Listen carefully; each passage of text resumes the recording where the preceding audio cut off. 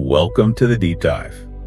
Today we're taking the fascinating articles and research you've shared and, well, plunging into one of humanity's most profound questions. And frankly, one of the most mysterious. What is consciousness? It's something we experience, every single second. But defining it really feels like trying to grasp water. It really does. Like it's slipping right through your finger. Exactly. It's right there, but so elusive. Absolutely. And it's a question that's captivated, maybe even baffled philosophers, scientists, spiritual seekers for centuries. It's the ultimate paradox, isn't it? It really is. We are conscious, but understanding what it actually is. Yeah. Oh, that's the challenge. So, okay, let's try to unpack this a bit from a scientific perspective. What are we usually talking about? Well, scientifically, it generally comes down to awareness. Awareness. Being aware of and able to think about your own existence, sensations, thoughts, your environment, all of that. That sort of internal feeling of me, that sense of self. That's a good way to put it. And neuroscientists, of course, they link this to brain activity. They can actually see it happening. In specific areas. Yeah, exactly. Areas like the prefrontal cortex, that's big for decision-making, self-awareness. Okay. The thalamus, too. It's like a central hub, a relay station for sensory information. And also the default mode network. That's the part that's active when your mind is wandering or you're reflecting. Right, when you're just thinking. They're all key players. They light up when we're, consciously aware. Okay, but here's where it starts to get really tricky, right? This is where the philosopher David Chalmers comes in. The hard problem. Exactly, the hard problem of consciousness.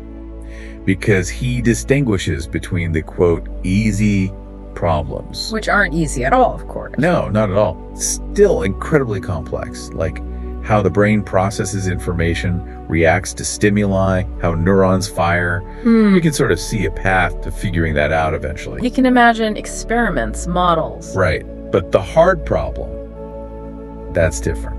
Fundamentally different. It asks why. Why should all that, physical processing, neurons firing, signals traveling, why should it feel like anything from the inside? Why is there subjective experience? Why does red look red or pain feel painful? Precisely. Why does it feel like anything to be alive?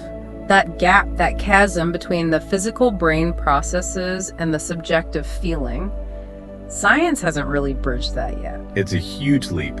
So one scientific idea is this concept of an emergent property. Right. The idea that consciousness just sort of arises or emerges when the brain reaches a certain level of complexity. Like heat emerging from a fire, or wetness from water molecules. Kind of, yeah. The argument is that once you have enough complex computation happening in the brain, consciousness just pops into existence as a result. It's a neat idea, in a way. It is, and it offers a potential mechanism, you could say. But for some thinkers, it still kind of misses the point you mentioned earlier. The why. The why. It might explain how consciousness could arise from complexity, but not why that complexity should generate subjective feeling.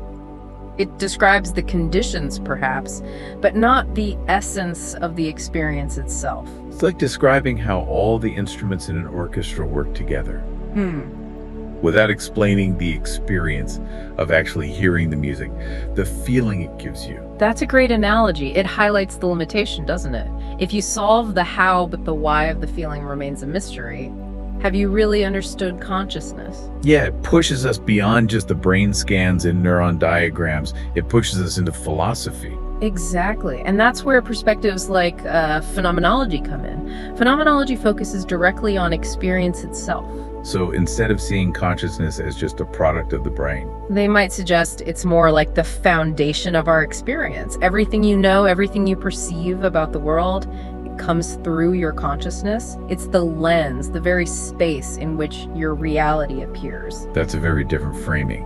And we see similar ideas actually in some non-Western traditions. Absolutely. Think about, say, Advaita Vedanta in Hinduism, or some schools of Buddhist philosophy. Right. They often talk about consciousness differently. Very differently, not as something created by the brain, but maybe as the ground of being, a fundamental reality that underlies everything. So in that view, The brain isn't the source. It's seen more like a receiver, or maybe a filter.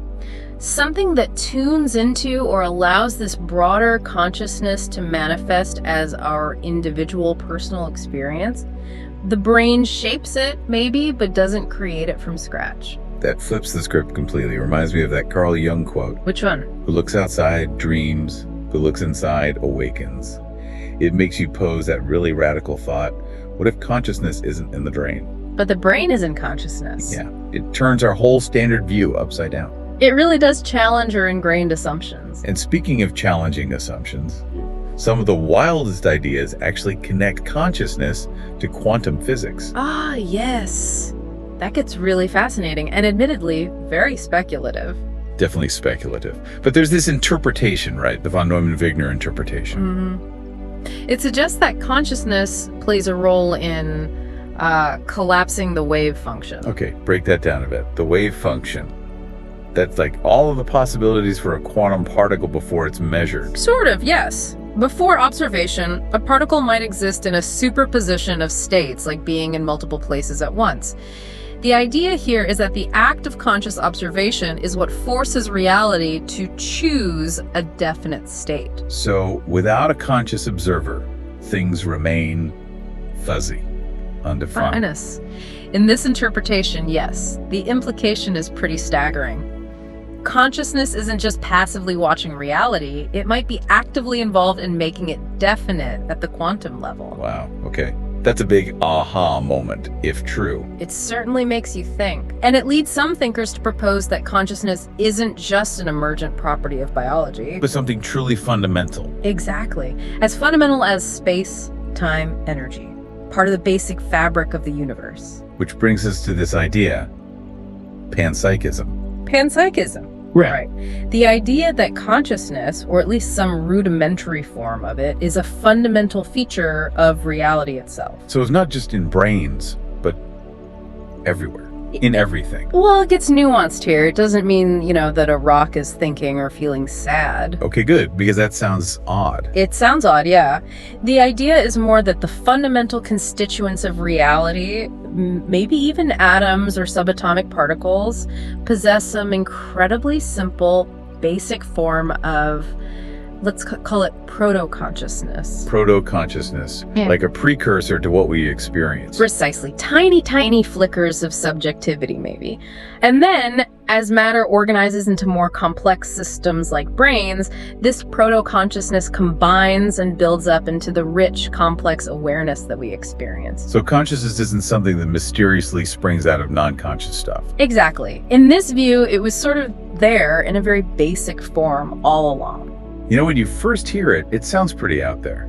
It does. But then, maybe it's actually stranger to believe that our incredibly rich inner world, all this feeling and awareness, somehow emerged completely out of a universe that was entirely dead, inert, and non-conscious to begin with. That's a powerful counter-argument, isn't it? Where did this inner quality come from if the universe had zero potential for it initially? Panpsychism offers one possible, though debated, answer. So it really forces you to question what matter even is. It does, and where life and mind fit into the big picture. But the honest truth is, after all this time, all these different approaches, we still don't have the answer. No consensus. Not at all. Is consciousness just an illusion, a clever trick of the brain? Is it only neurons firing in complex patterns? Is it some kind of universal field we tap into? Or is it something else entirely, something we haven't even conceived of yet? It's still wide open. The questions linger.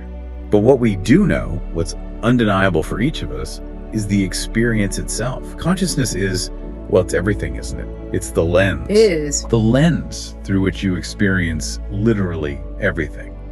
Love, fear, the passage of time, the color blue, the meaning of words, your own identity.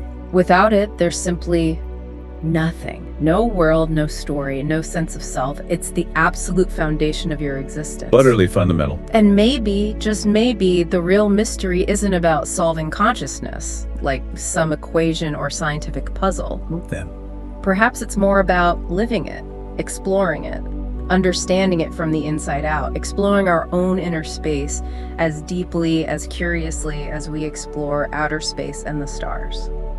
That's a beautiful thought, to turn the exploration inward. So after diving into all these perspectives from your sources, what do you, listening right now, think consciousness is? How might you explore it inwardly? Not as a problem, perhaps, but as this incredible ongoing experience, something definitely worth pondering on your own.